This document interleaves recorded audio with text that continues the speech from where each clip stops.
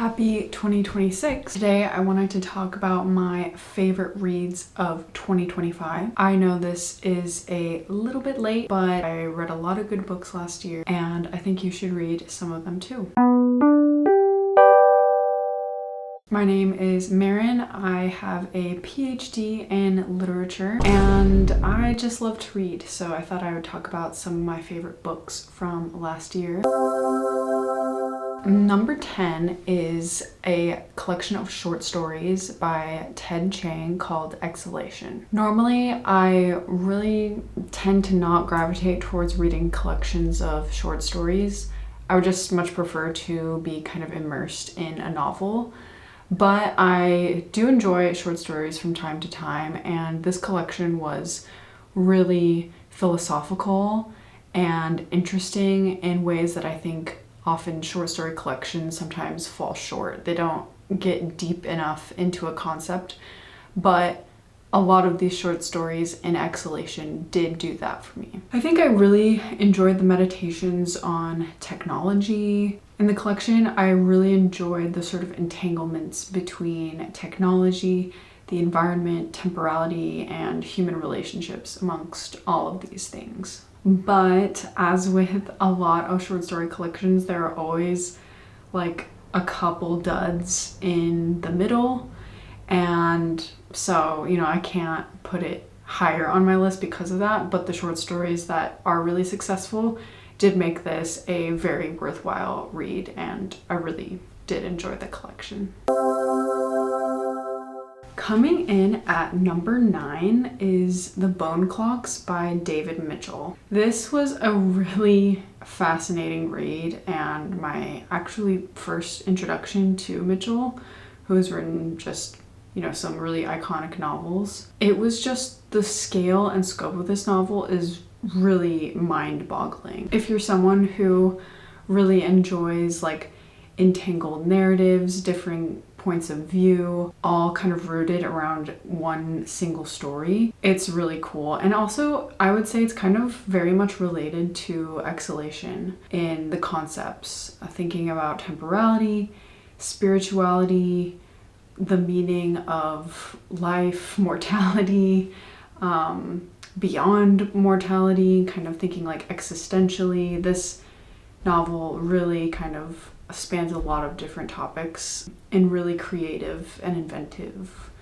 and really complicated ways.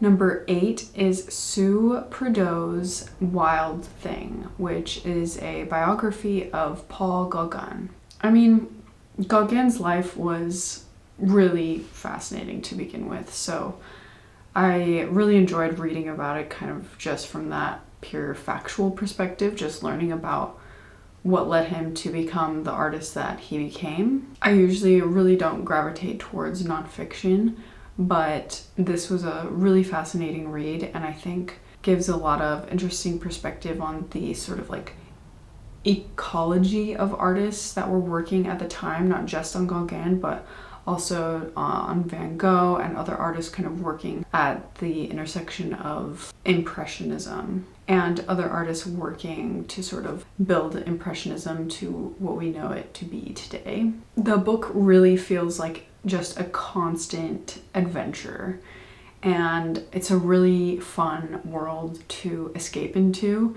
even if you're not the biggest fan of Gauguin. But 2025 was the year that I first started reading Brandon Sanderson, which is definitely a deviation from the norm for me as someone who's like a literary fiction diehard. So reading fantasy, especially Sanderson's fantasy, was so different from anything that I've really read before. But my pick for number 7 on my list is Mistborn, which is just like the classic introductory novel to any Sanderson. The world building and magic system is really creative, inventive, and just like, again, unlike anything I'd really ever read before, but it still feels really grounded in this sort of heist narrative, and I really came to love a lot of the characters in this book, so it just has a really special place in my list of reads from last year. I also think it's just like, it is really different. It is, you know, kind of more intense fantasy, but it's also really approachable. And if you're interested in getting into fantasy or Brandon Sanderson, like, it is a great place to start, and I really enjoyed reading it. Number 6 on my list is The Guest by Emma Cline. I had heard so much about this book. I know it's not like a niche read by any stretch of the imagination, but this was a really fascinating read. I love how the entire novel kind of spans the course of a week. I think that sort of time constraint is really interesting. But what really drew me to love this novel was Cline's writing. Her writing is delicate and strong at the same time, and her use of figurative language, metaphors, just the way that she writes is so beautiful and makes you want to keep reading. Even the way that she is talking about like really almost like gruesome things in a really like beautiful way makes it feel like a really magical experience about something that is kind of painful for the character. And I think being able to accomplish that is really admirable. And so I really enjoyed the language, I enjoyed the concept of the novel, and would definitely recommend it to anyone who likes reading literary fiction, especially about kind of flawed female characters. Number 5 on my list is Tom Lake by Anne Patchett. I feel like in kind of thinking about my top 10 reads of 2025, last year was sort of the year of me like almost catching up on popular fiction because I've been sort of in the weeds of a PhD, that sort of reading for so long. So again, this is like a really popular novel, but one that I really loved nonetheless. I feel like it's a 2020 version of Little Women. There's something like so warm and grounding and really humanizing about the protagonist of the story, who is a mom of 3 girls. And I just really love the way that Patchett writes. This was my first introduction to her as a reader, and really enjoyed just how homey and like very warm the writing is, but it's also like a really fantastic, fabulous story. My number 4 read is I Who Have Never Known Men by Jacqueline Harpman. I feel like this book was really reflective of a lot of books that I tend to like, these sort of like ambiguous dystopian worlds, strong central female figures, and kind of like a unknowingness of what's going on or what's happening in the world. But there's something that really draws you in and is extremely intriguing about the world that Harpman is setting up in this novel. It's an interesting world to dive into, but it's also a really poignant meditation on femininity, on human relationships, I think on our reliance on an industrialized world and maybe some of the dangers of that. It's also meditation on violence and sort of the limits.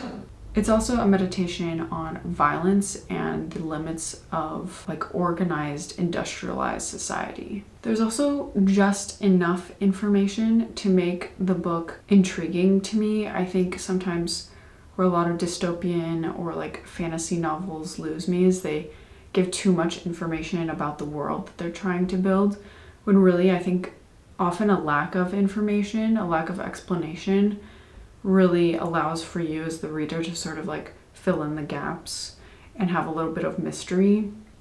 And I think this book is a really good example of that and just makes it really enjoyable. Number 3 is What is Real by Adam Becker, my second nonfiction on this list. And this is like something I never would have expected myself to be into or to have enjoyed, but it was a really deeply enjoyable book all about quantum physics and the history of like the relationships behind who sort of created like all of the thinkers and minds behind what we know today as quantum physics. What really surprised me were a lot of these human relationships and conversations, the debates that were going on and continue to still happen about quantum physics, and also the sort of like poetic, artistic approach to physics, and like how much imagination and like world building has to go into being able to prove, you know, as much as you can these concepts that are so abstract and like really difficult for human minds to comprehend, but nevertheless have like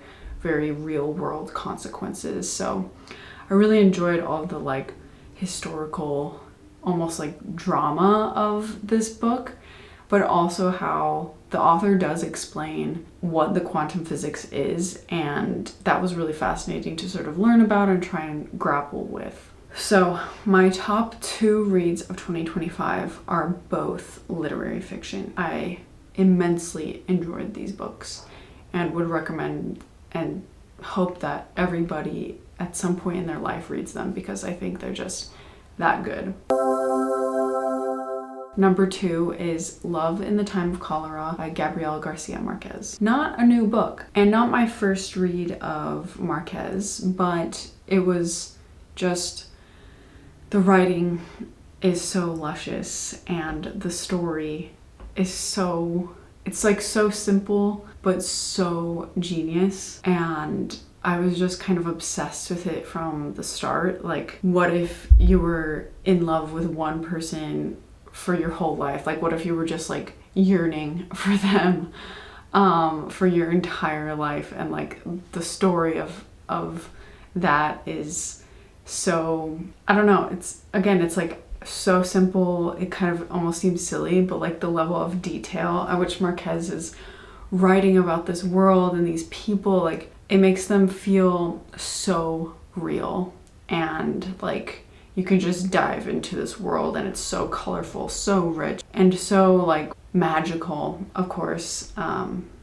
But yeah, I would definitely recommend anyone to read this book. It's romantic, it's funny, it's grotesque at times, it's wild and fascinating, and just overall a lovely experience. Okay, finally, number 1, my single favorite book of 2025 that I read was Mrs. Dalloway by Virginia Woolf. I love Virginia Woolf. I'm a huge fan of everything that I've read by her, but I finished this book last year and it was just incredible. Like, I can't rave enough about how much I love Mrs. Dalloway. And I think similar to Love in the Time of Cholera, the concept of it is so simple. Like, there's not a complicated plot like happening or like going on throughout the novel. The concept is a woman is having a dinner party, but it's like all of the world building, the like level of detail that you get of the characters, and really the interiority of her interior life and her thoughts and how she's feeling.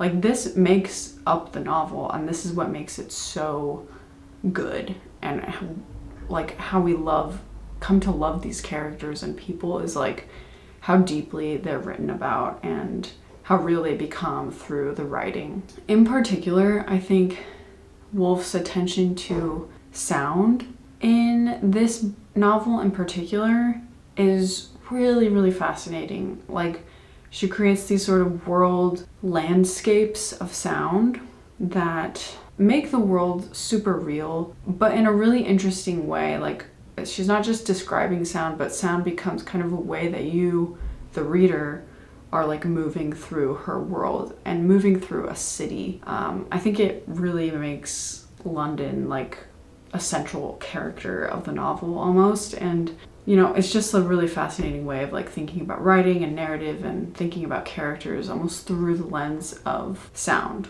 So those are my top 10 reads of 2025. I'm super curious if you've read any of these books, if you read any of them last year. Also, what are you hoping to read or interested in reading in 2026? Let me know, and I will see you in the next one.